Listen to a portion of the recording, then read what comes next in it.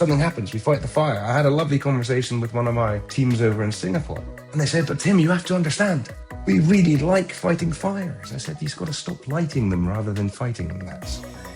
But that's much less boring, and it means that the decision-making authority moves around the organization all the time, moving towards a hierarchical heterarchy. There's a word that I'm hoping to bring back largely, where the decision-making goes to the person with the best expertise, yes, not the highest in the hierarchy. So if the organization wants to have a more complex way of seeing the world, they need to learn to listen. Mm-hmm. And listening means we're going to have to be failure positive, because nothing is perfect. What was perfect today is not going to be perfect tomorrow. However perfect you might make it. We have to see it as, look, we have to fail. We're going to fail. Well, let's fail fast. Tomorrow we fail better.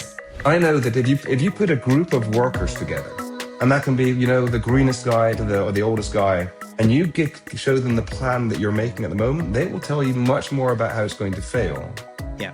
Than a whiteboard exercise in the conference room. Yeah, definitely. But we don't capture that information. When we do ask them for that information, we think they're being negative. What's one thing every incident investigation should stop doing?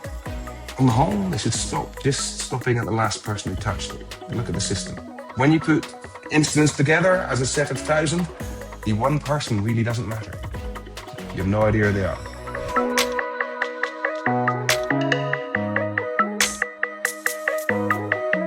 Every leader has a story to tell, and the Safe Leader podcast uncovers the diversity story behind leading figures championing change to make our world a better place. Join me, your host, Mark McBride-Wright, as we hear from business leaders, academics, entrepreneurs, and agents of change as they share their journeys of innovation, resilience, and transformation. Together, we explore how they embrace the principles of safe leadership, sharing, acting, feeling, and empowering to create safer, more inclusive environments for everyone.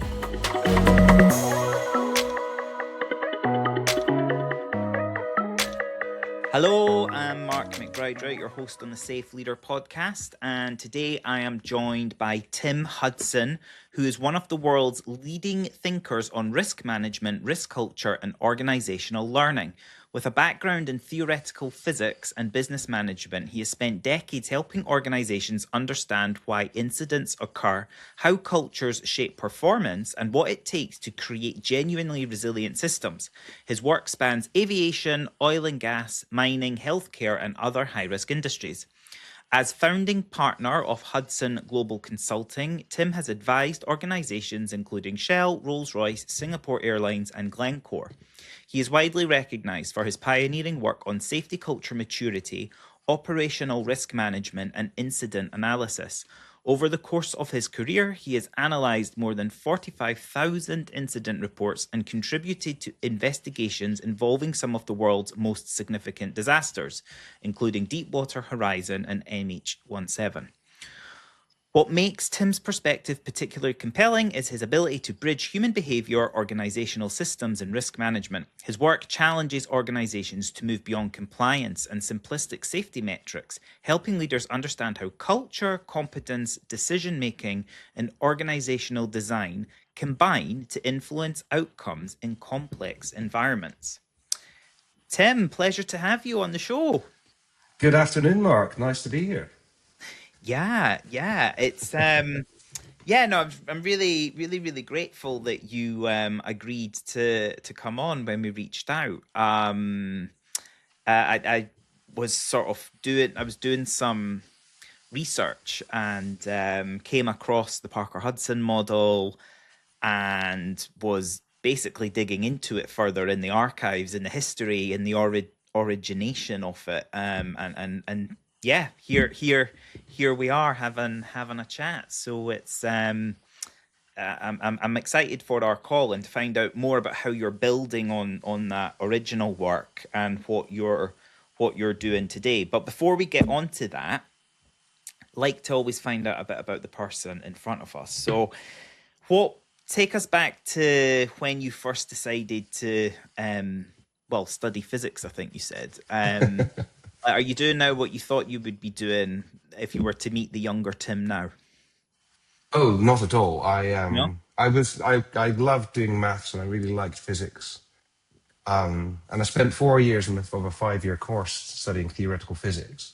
Okay. But I ran into complex linear algebra and it broke my brain. I could not get my head around it. And given it's one of the major ways that you use to describe quantum mechanics, I had to get out of that. It didn't work, wasn't working for me anymore. But Okay. that's the analytical build it from first principles up has always remained with me though. So I want to understand how things work, why they work the way they do. Okay. And then I went to study international business, which was very interesting, but not nearly on the same level, I'd say. Okay. So then I used to play high level rugby. So I played here in the Dutch national team, from under 15s to under 21s, and played Premiership rugby here. So that need to do things and understand things and analyze what we're doing is very natural to me. So when we're Okay. talking about risk now, because this is what we do, this is really what you and I are also talking about. Decisions. How do we make decisions? Why do we make decisions? And on the rugby field, it's a very snapshot, very quick decisions. Can we improve our decision making? Can we make a faster decision making? And that's, I think, one of the things that has led me to what we do here, which is, can we make better decisions about the risks we're taking? Can we help other people do it? And nowadays, I play fourth division in a pub team, basically. You But we've kept. got a whole bunch of new guys keep on coming in, and they're dads whose kids are playing it and they want to give it a go. And can we teach guys that have never played the game to make the right decisions, despite the fact that they don't have 30 years worth of experience? It was really fun. So And when you can. ask, so how do you get into it? Oh, Yeah. my father. I would blame my father, of course. Okay. Because I grew up basically the kitchen table discussion would be about safety. He was at Yeah. that point flying around the world, first with the tripod model and the organizational action model, together with Willem Albert Wagenaar and Jim Reason, of course. They were the three professors. Yes. Yeah, yeah. I mean, I had lunch on a VLCC, a 350,000-ton oil tanker. Really fun, Wow. with a tour and everything. So I've kind of been soaked in safety for all my life. So I think the physics was a struggle to get out of it, but I've had to accept my fate. I see. I see. I see. Because that was my introduction to this work was through your dad's work on the Parker Hudson model and how that then manifested through it's just honestly it's very timely you getting in touch or us connecting because I've been actively using those papers from like the 1996 Diane Parker and your dad and sort of tracking how the research evolved then through to Manchester and then some postdocs and then the Energy Institute housing the stuff that Shell then did because Shell wanted it to be with other people through the Hearts and Minds piece and trying to track it up to where it is today. Because essentially when I finished my PhD and then moved into industry, I lost my access to all research papers, right? When you move into industry, you don't sit and read papers. You don't not Yeah. sure some do, but I wasn't. And I've been running my business for like 10 years. So one of the benefits of being a visiting professor at UCL is that I get access to all these journals and stuff. So I've been I've been reading up on all the sort of foundational theory and the various levels. So I'm speaking of this from a position of familiarity, but there'll be people listening to this that have got absolutely no idea, no clue what we're talking about. So can you give us then a quick introduction to your dad's work, what it was, what it is, and then we'll come on to like how you're building upon it and your current work. So there's a lovely bit of history that you can tell, which is back in about 1986, Shell knocked on Patrick's door, my father, and the University of Leiden, and said, "We have a budget. Can you help us become safer? We don't need to know what you're going to do yet. Just say yes." Oh wow, So we said yes. what a dream! And together with his then sort of collaborator and sort of mentor, Willem Albert of Aachenaar, they said, "Dan, what are we going to do?" Yeah. And Willem Albert said, "I know this mad professor over in Manchester who's been doing some really interesting stuff on motion sickness, but I met him at a conference." And that's Jim Reason. So they flew over and had spent like a week in a hotel near Lake Windermere. Yeah. And they built what was then the prototype for the organizational accident model. Oh, right. Wow. Which is now really the standard model. So it's the Swiss cheese model, although my dear departed friend Jim Rob Lee named it that. And quite quickly decided that was not a good name for it. But it's stuck, sadly. And I think someone else would have called it that anyway. So that's where it all started. And then back in, I think, 1991, the first paper on the safety culture ladder was presented to the OECD. Yeah. There's quite a lot of lineage. I'm not sure if you've seen that paper, but I'm happy to share it with you if you want. It moves the provenance all the way back. Okay. And that was building on Westrom's model of 3 different cultures: the pathological, the calculative, and the reactive. The generative. And as they worked together, they went through a number of models, and they're psychologists, so they observe, and they've had loads of access to tons of shell sites around the world to go and look at the things. And that's where the 5-step model came from, with reactive and proactive sandwich between calculative. And for those that sort of don't want to talk about it in such a sciencey way, I'm writing 2 books, which is a nice thing, and they'll be coming soonish. And we'll try not to plug too much in the podcast, but it's fun. But I'm also writing a book for non-safety people, right? Because these things that we're talking about are organizational things that also they're clearest in safety, because safety has very clear outcomes. If someone's dead, it's very obvious. If we've blown up the plant, it's very obvious. So for the ladder, I used to call it the pathological is the same as the blind. They don't see the risk. The next step up, the reactive, is what I call firefighting. Okay. Something happens, we fight the fire. Something happens, we fight the fire. I had a lovely conversation with one of my teams over in Singapore. And they said, "But Tim, you have to understand, we really like fighting fires." I said, "You've got to stop lighting them rather than fighting them." Right. But that's much less boring. The fun thing with firefighting is you get loads of positive feedback, right? There's a problem, we fixed it, we get endorphins, it's yay, well done. Yeah. The next step up is what we call by the numbers, calculative. Yeah. Everything has to be done the way we've worked it out. And it can feel very constricted to people, but it allows for a much clearer understanding of all the risks because we've actually written them down. And that's where most organizations sit, to be honest. Because if we're larger than, say, a group of 20, you're going to start writing down the decisions you've made and try and have some form of PDCA cycle that improves it. But if we got one step further, we get the proactive bit. And everyone thinks they're proactive because it's a terrible name. But the better name for it is actually trusting. Right. And this links precisely into your safe leader framework, where we are going to empower and trust our workforce. But there's a whole bunch of issues with that we'll come to hopefully later in the podcast. It's not just about handing over control and saying, go and do it. Yeah. They have to be trained, they have to have the right structures, the right skills, the right understanding, and they need to be supported in the right ways. Yeah. And then the top level, the generative, is what I call the living. Everyone is doing it all the time. Yeah. It's just how we do it around here. And it means that the decision-making authority moves around the organization all the time, moving towards a hierarchical heterarchy. There's a word that I'm hoping to bring back largely, where the decision-making goes to the person with the best expertise, yes, not the highest in the hierarchy. Mm. So we move it. And this is what you see with special operations forces, where the mission is led by, say, it's a 4-man team. The mission is led by the captain, maybe, and he's got a number of NCOs with him.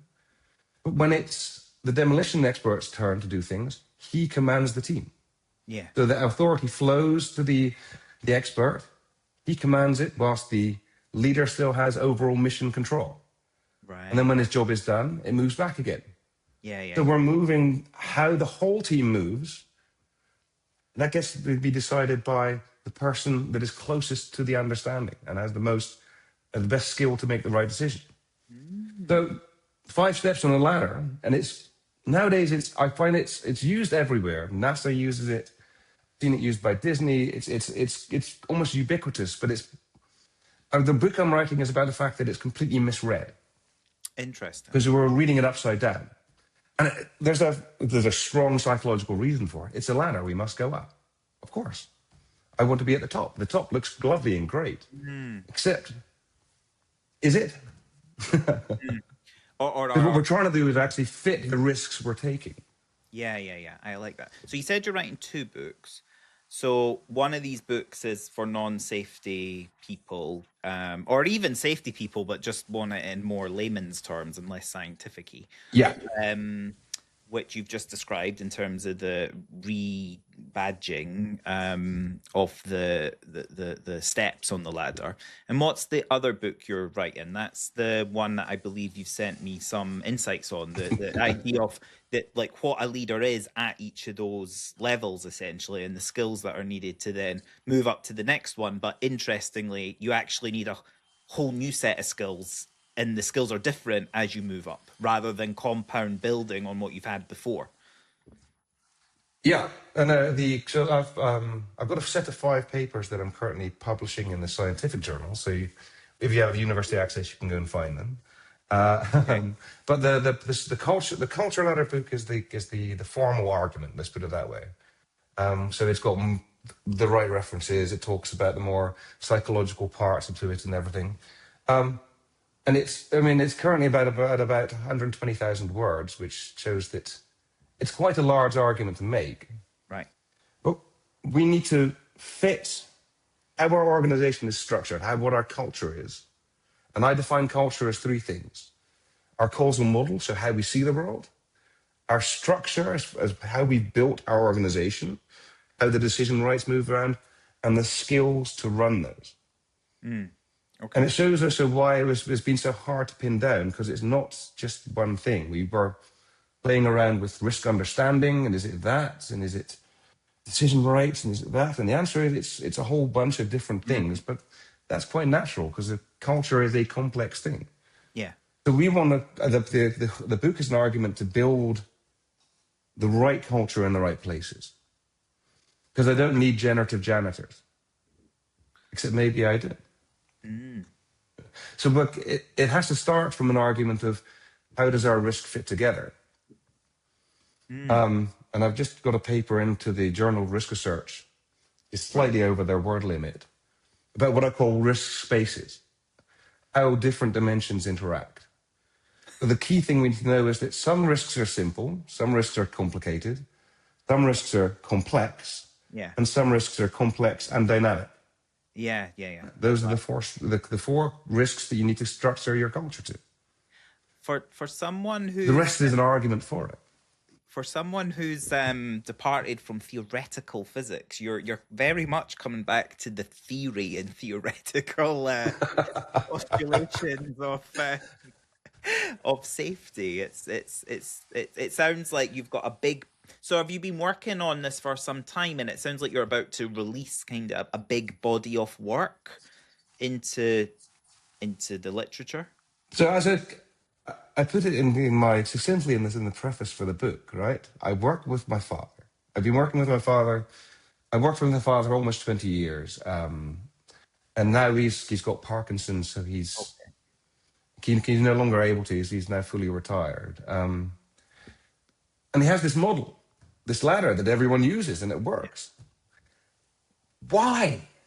Why does it work? It's been this question that's been gnawing at me ever since we've been starting working, and it's been a large struggle to try and understand it. And that's moving through different phases of what we've been doing, and spending 2 years on the Deepwater Horizon lawsuit, and just being immersed in different organizations that do different things but are very the same. Yeah. It's really forced us to work on why do things happen and how do they happen. Right. And most things that happen are simple, and we can easily manage them. But that then leaves the bits that aren't simple. Okay, then we need a complicated solution to that. But that still leaves So every time we're slicing it smaller and smaller, but we're still having accidents. Why does that happen? And that Let, means that some things aren't as simple as we think they are, maybe. yeah. Where then, if we pick up the thread that you mentioned a moment ago, where does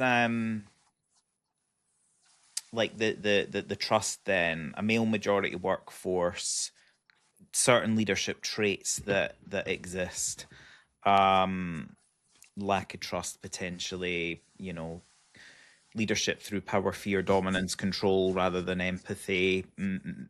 The analogy you used actually with rugby, I'd add in another opportunity to that list of the young men, people coming up doing the rugby or running the high risk organizations.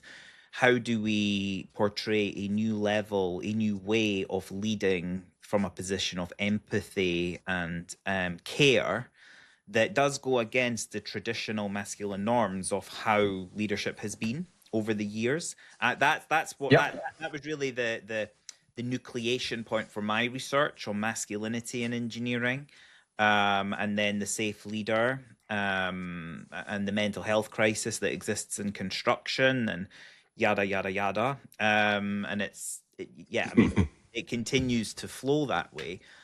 So interested in that familiarity that high risk industries have with physical safety and extending that into then psychological safety, and being role models, sharing our personal stories. This is really getting into the safe leader model here. It's being a lighthouse for other people Yep. who you cannot see. If we can inactivate more metaphorical lighthouses, which is our stories, and we have more men sharing, then we can challenge the hyper masculine leadership tendencies that can be quite so pervasive. And we're now seeing that seep into society with like young boys coming through, and toxic masculinity, and the Netflix documentary that was done, and Louis Theroux's work with on the manosphere and stuff like that. I really do think how we're leading today is affecting the next generation. And in the pendulum swing of EDI, because this is the intersection of my work interests, diversity, equity, and inclusion,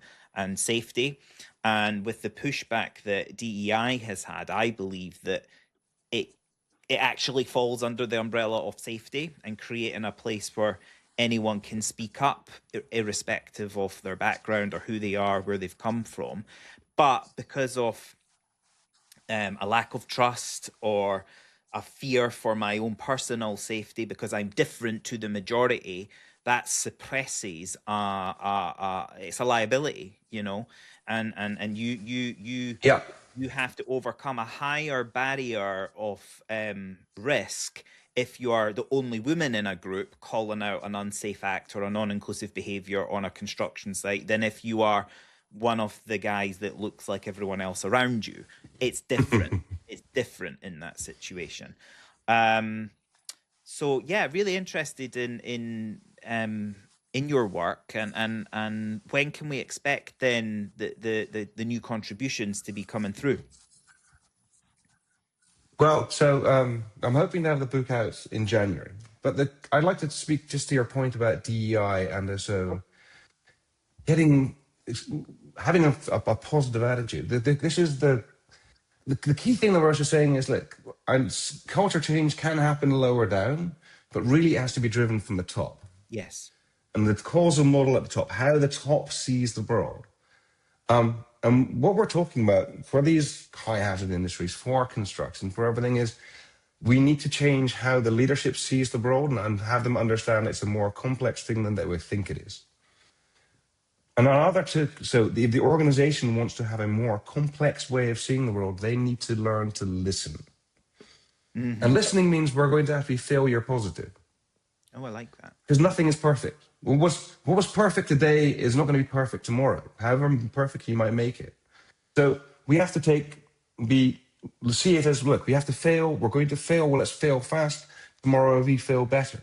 And when I start talking about, hey, look, I want to find out what I'm failing today so I can fix it today, so tomorrow I can fail on new and novel things rather than continually repeating the same mistake, then rather than people having to be brave and overcome barriers to share what's not working, we need to have this continual conversation about, hey, what isn't working or what didn't work as well as we wanted. So it doesn't have to be it's gone wrong. It should be quick, Just easy conversations. What went optimization. well? What went poorly? We're continually optimization to the risk landscape you're in. Mm-hmm. And the reason why perfect doesn't exist is today's risk landscape may well not be the same as tomorrow's, especially in construction, Yes. for example.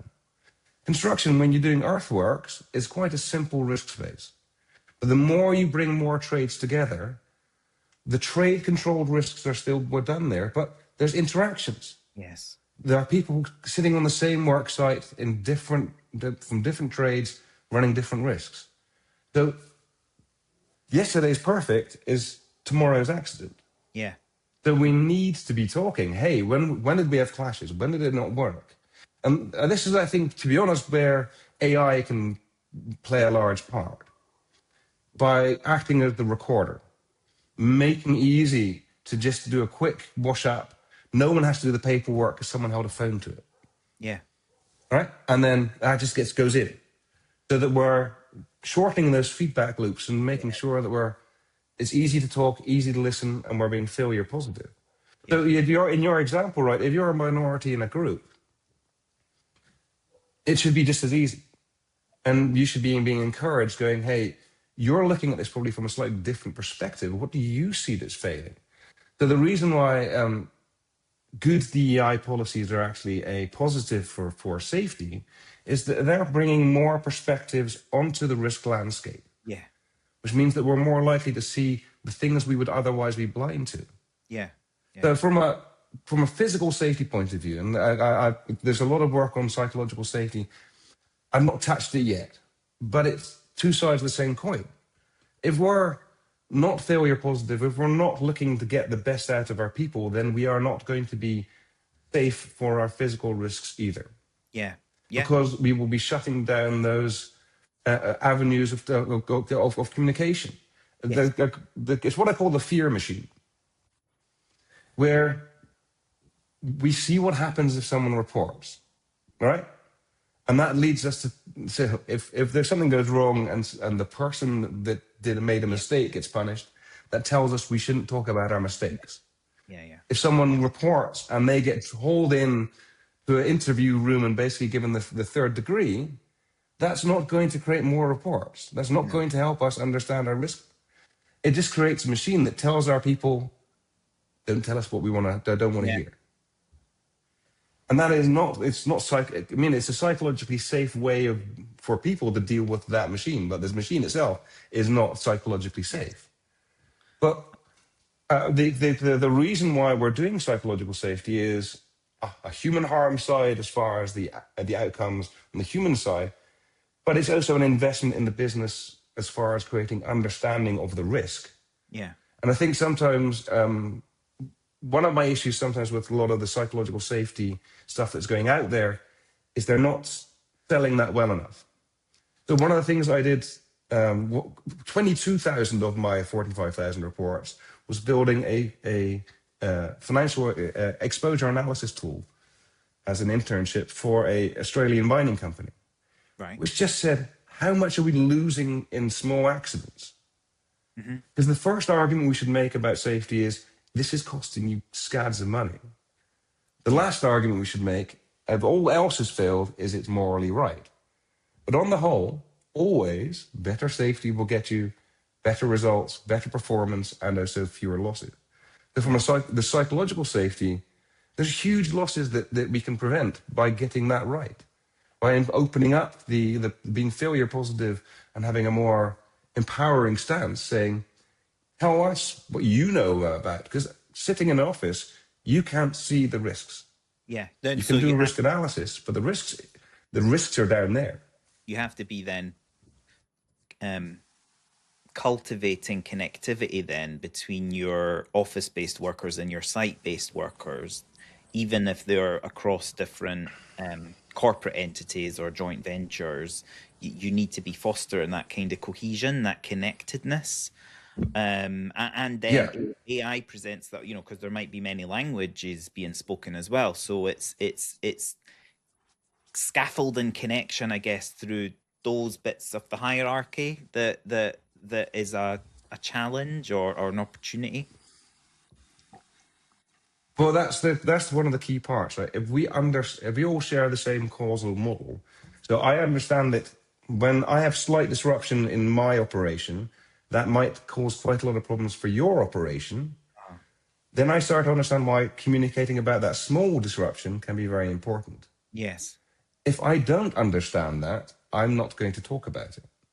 When we all understand that what actually gets us is small disruptions coming together and creating one large incident or one large problem, then we start to understand why we have to share.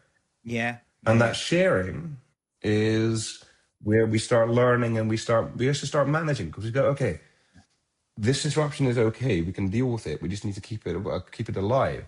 This is the same as functionally as the rule of three, which is a hearts and minds tool that just says if three things are not red yet but they're orange, stop, manage one of them at least back into green. Right. And it's always worked, and it's been validated with a great study by BA and stuff. But it's the same thing between organizations, between people in organizations. So how do we stop massive workload pressures eventuating? Now, my fiance works in creative industries, and they are famous for having deadline crunches. Yeah. Where everyone works 80 to 120 hours a week in the last couple of weeks of a production. Except on her productions. Because she basically willfully crunches the team at the start to see where the disruptions are going to be, and then just builds it into a management plan. So she discovers that the poor interactions that will create the crunch at the end. Yeah, okay. That's interesting. Blew my mind. It's almost like doing a pre-mortem to where failure may happen, and then you're baking in failure positive language because you're talking about failure from the inception of the bringing together, and then it becomes part of the vernacular of the project or site or initiative. Well, I think the one problem I love Klein's pre-mortem concept, but we don't use it enough. Yeah. We don't use it low enough in the organization either. Okay. I know that if you put a group of workers together, all right, and that can be, the greenest guy or the oldest guy, and you show them the plan that you're making at the moment, they will tell you much more about how it's going to fail than a whiteboard exercise in the conference room. Yeah, definitely. But we don't capture that information. And when we do ask them for that information, we think they're being negative. So have you worked with any clients that are doing that well? Or do that? So I have a number of clients over in Asia where we've been working on implementing cross-functional teams and cross-departmental teams to bring those information streams together, sit them at the same table, make sure that they understand what they're doing, which means that because there's no chasing after information, the information is available to the whole team as it arises. Yeah. It's much more psychologically safe. It's just normal operations that not everything is perfect.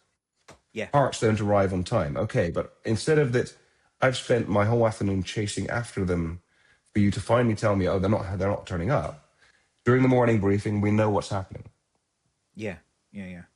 So that can be planned, and everyone that's going to be affected by that plan is sat on the same cross-functional team table. Okay. And they're all aware of how the plan has changed. So that change in plan is really important. Fine. Because if we change the plan slightly, but we don't brief everyone else, they're still running on the old plan. Right, got you. So that's it's not done. Yeah, fine. So there are behaviors of it being done, but it's not necessarily flowing through to the full chain of people that need to know dynamically enough such that it then yields the full benefit of what the whole point is of doing it. Yeah. Okay. So the fun part is... Sorry, go on. No. Continue. The fun part is what? So the fun part is there's some politics to be done with this higher up the organization to get everyone to sit down. But lower down, because everyone is now involved in the planning, involved in what's happening, understand what's going on, stress levels went down, error rates went down. We went from quite a lot of incidents, and I don't want to name names here, to we went 3/4 without a single incident. We were having a safety or quality incident every 2 weeks. Okay. And then it flatlined. Right. Because the plan is clear. Everyone knows what the plan is. And because we're no longer chasing things, the supervisors now can actually supervise and provide expertise, support their people. But to do this, we did have to give everyone new skills. Okay. We had to give them soft skills and non-technical skills, help them communicate properly in a team function. And build trust as well. The building trust is you have to run it, and then it's going to make mistakes, and it has to be led properly with understanding that things are going to go wrong, but that's okay. Yeah. Good safety. And what they noticed is, hey, the trust built as they learned to communicate with each other and as they saw the results coming out. Okay. So that we increased accountability because everyone was clearer and closer to each other. Yeah. And that clearer accountability then also created more trust. Okay. So there was one person from purchasing on each team, and he or she was accountable for the whole purchasing department or the parts that had been purchased. Same thing with logistics. One person from logistics.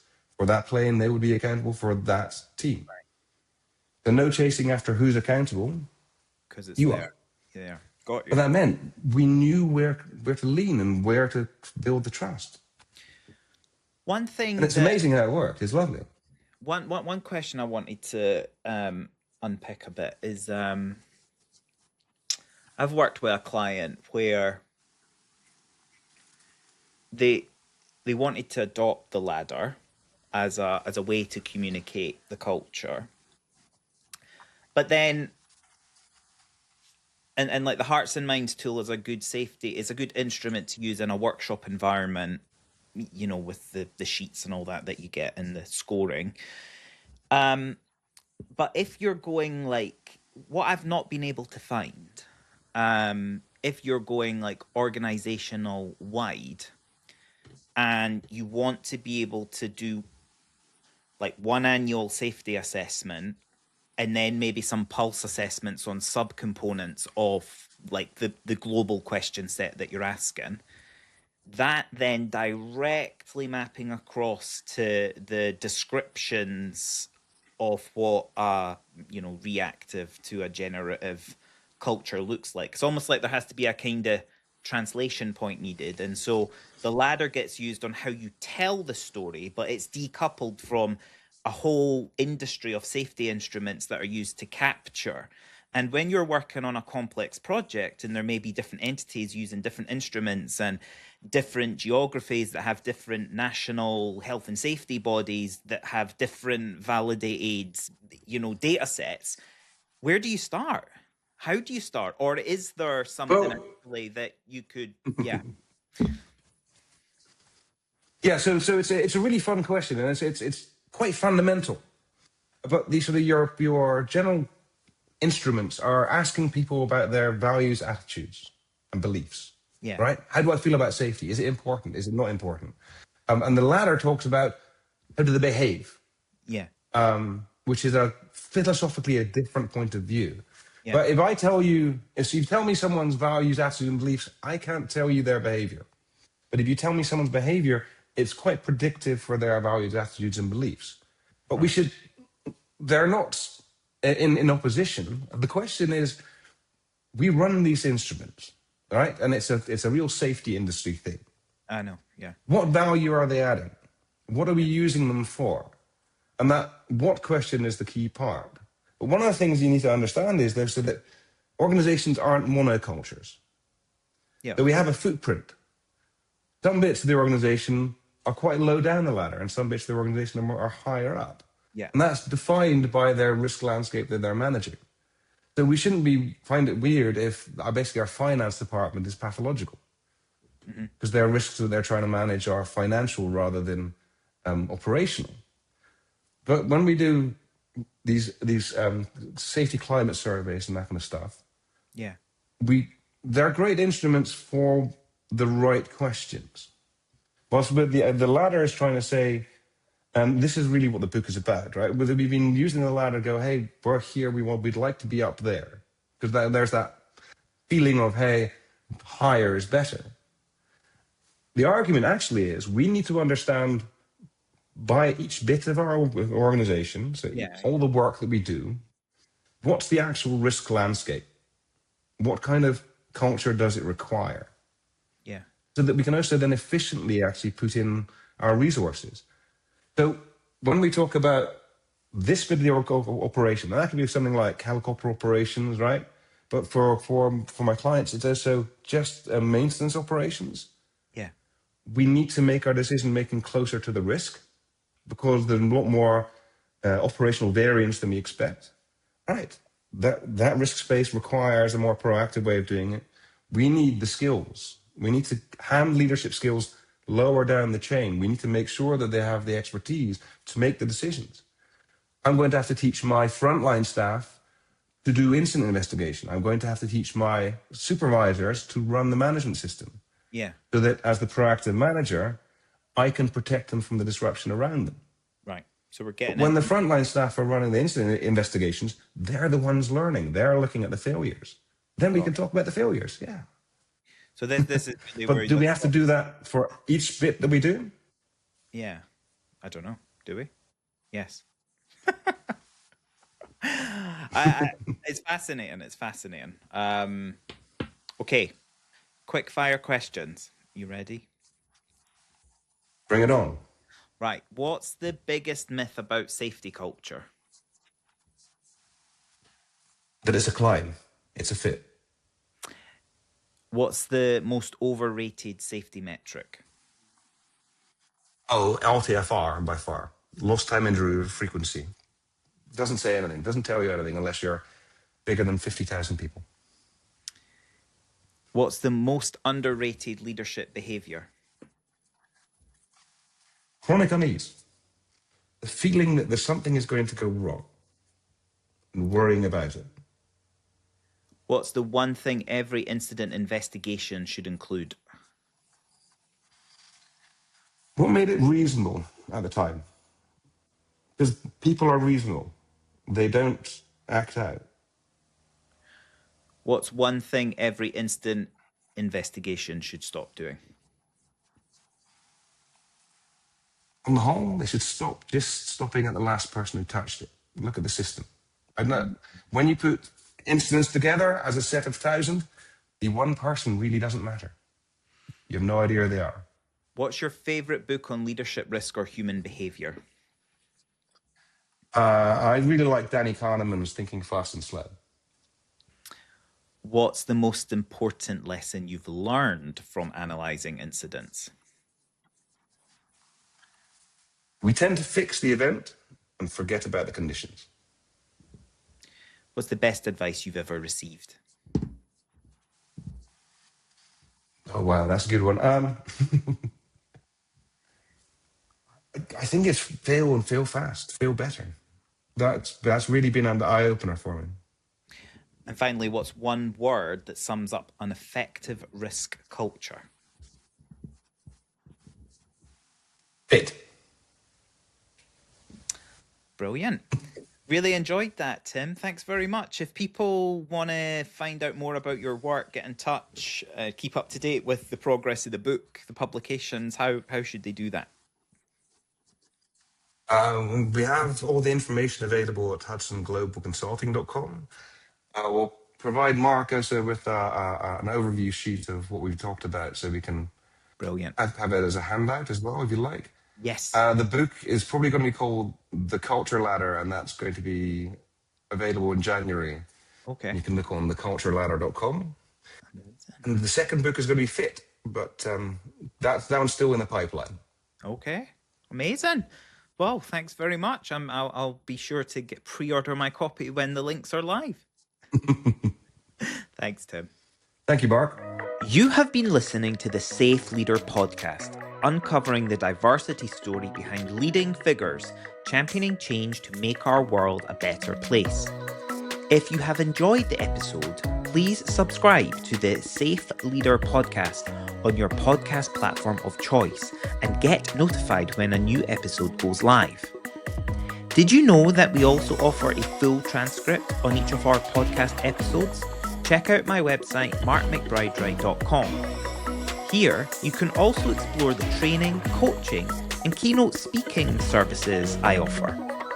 And whilst you're there, why not join the Safe Leader community by subscribing to the Safe Leader Insights mailing list? Thank you for listening, and please come back and join us on a future episode.